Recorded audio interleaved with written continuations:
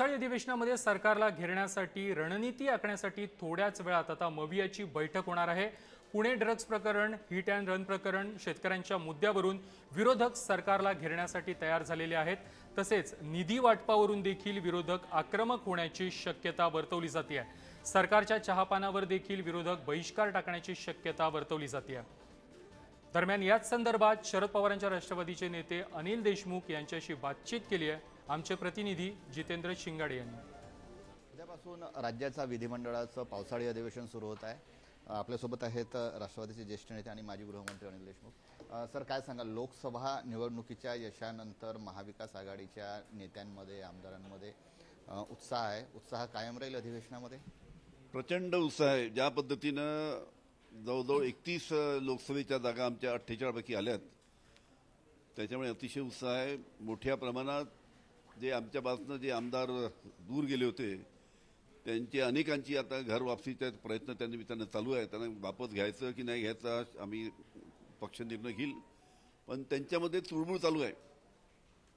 जे आमदार अजितदादांच्या गटामध्ये गेले होते, पवारसाहेब सुद्धा काल बोलले, आणि जे आमदार गेले होते आता त्यांना कल्पना आहे की आपल्या भविष्याचा प्रश्न असल्यामुळे आपल्याला इकडे गेल्याशिवाय पर्याय नाही, त्याच्यामुळे त्यांच्यामध्ये चुळबुळ चालू आहे। अनेकांचे फोन येतात, पण शेवटी पक्ष काय निर्णय घेतो। आणि साहेबांनी सांगितलं की कशा पद्धतीने मोठ्या प्रमाणात आमदार संपर्क करण्याचा प्रयत्न पवारसाहेबांवर करतायत, जयंतराववर करतायत।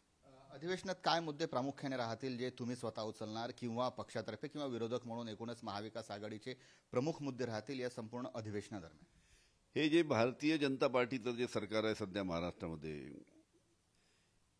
हे सरकार फक्त नावापुरतं अधिवेशन घेतं। आता फक्त 1.5 आठवड्याचं अधिवेशन आहे। 27 तारखेपासून चालू होईल, 12 तारखेला संपेल, मधात सुट्टी आल्या शनिवार रविवार, म्हणजे 8-10 दिवसाचं अधिवेशन फक्त आहे। नागपूरमध्ये सुद्धा मधल्या काळामध्ये जे अधिवेशन घेतलं होतं, हिवाळी अधिवेशन, ते सुद्धा 4-5 दिवसाचं अधिवेशन घेतलं होतं।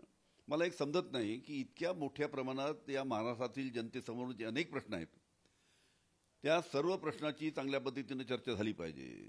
सगळे आमदार येतात, सगळ्या मतदारसंघातून आपल्या आपल्या भागातले प्रश्न मांडतात, त्याची चर्चा होते, अनेक प्रश्न सुटू शकतात, पण त्या गोष्टीकडे दुर्लक्ष करून कशा पद्धतीनं या अधिवेशनातनं पळ काढायचा। कारण की ज्या पद्धतीचे प्रश्न आहे, आपण पाहता की ड्रग्सच्या बाबतीत संपूर्ण महाराष्ट्रामध्ये काय चालू आहे। पुन्हा एक माहिती आहे की आपल्याला पुण्यामध्ये ज्या पद्धतीनं ड्रग्सच्या केसेस चालू आहे, ललित जे प्रकरण मधल्या काळामध्ये झालं, त्यामध्ये ललित पाटील प्रकरण, त्यामध्ये सुद्धा माहिती आहे किती कोटीचं ड्रग्स सापडलं, मोठी रॅकेट त्यामुळे सापडली।